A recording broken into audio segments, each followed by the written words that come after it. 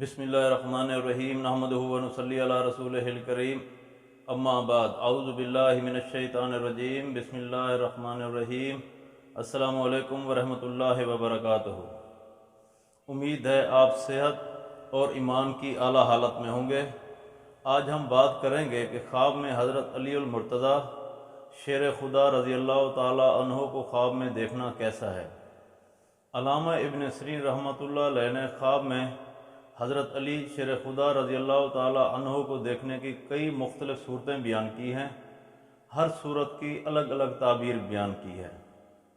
مثلاً خواب میں حضرت علی رضی اللہ تعالی عنہ کو دیکھنا، آپ رضی اللہ تعالی عنہ سے ہم کلام ہونا، آپ رضی اللہ تعالی عنہ کی تلوار کو دیکھنا وغیرہ۔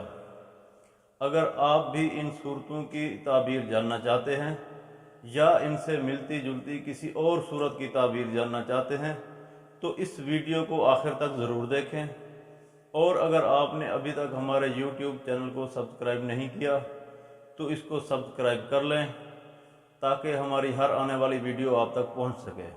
علامہ ابن سیرین رحمۃ اللہ علیہ فرماتے ہیں کہ اگر کوئی شخص خواب میں سیدنا حضرت علی رضی اللہ تعالی عنہ کو دیکھتا ہے، ان کی زیارت کرتا ہے، تو اس خواب کی تعبیر یہ ہے کہ اس شخص کے دشمن زیادہ ہوں گے، کیونکہ آپ رضی اللہ تعالی عنہ کے دشمن بھی زیادہ تھے، اور آپ رضی اللہ تعالی عنہ نے اپنے دور خلافت میں کئی جنگیں بھی لڑی ہیں، اور آپ رضی اللہ تعالی عنہ نے دشمنوں کے وار سے ہی جام شہادت نوش فرمایا۔ علامہ ابن سیرین رحمۃ اللہ علیہ فرماتے ہیں کہ اگر کوئی شخص خواب میں حضرت علی رضی اللہ تعالی عنہ کی زیارت کرتا ہے تو اس کی ایک تعبیر یہ بھی ہے کہ اس شخص کی اولاد زیادہ ہوگی اور وہ شریف النفس ہوگی۔ علامہ ابن سیرین رحمۃ اللہ علیہ فرماتے ہیں کہ اگر کوئی شخص آپ رضی اللہ تعالی عنہ کی خواب میں زیارت کرتا ہے تو اس خواب کی تعبیر یہ ہے کہ خواب دیکھنے والے شخص کو علم، رزق، سخاوت اور شجاعت کی دولت حاصل ہوگی۔